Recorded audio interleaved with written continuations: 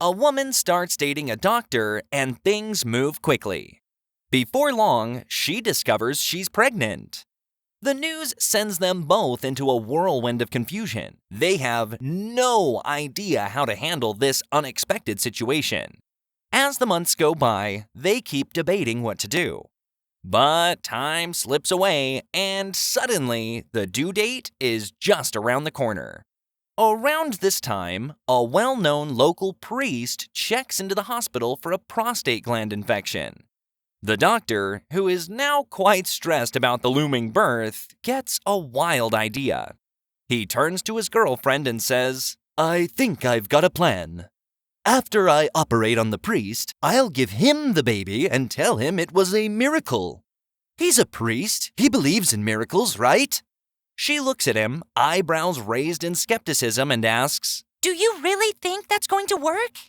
The doctor, shrugging with a mix of desperation and determination, replies, "It's worth a try. We don't have many other options, do we?" So the big day arrives and the woman goes into labor. Immediately after, the doctor preps for the priest's surgery, all the while trying to keep his nerves in check.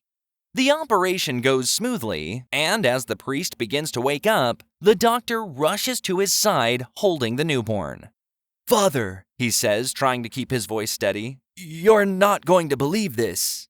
The priest, groggy and confused, asks, "Why, what happened?"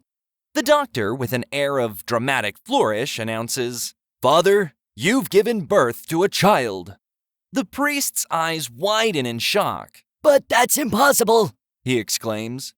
The doctor, trying to keep a straight face, insists, "I just completed the operation myself. It's a miracle." The priest is too stunned to argue, and eventually he comes to accept his newfound role as a parent. He raises the child with love and care, though always with a bit of bewilderment in the back of his mind.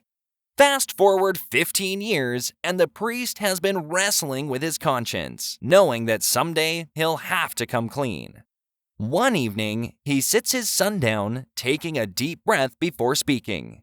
"Son," he begins, "there's something I need to tell you. It's been on my mind for a long time, and you deserve to know the truth." The boy, who's now a teenager, begins to worry and asks, "What is it, Father? You're scaring me." The priest, distressed, says, "I am not your father." The boy blinks in confusion. "What do you mean you're not my father? Who's my father then?"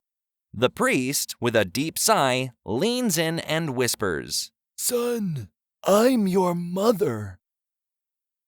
The Archbishop is your father."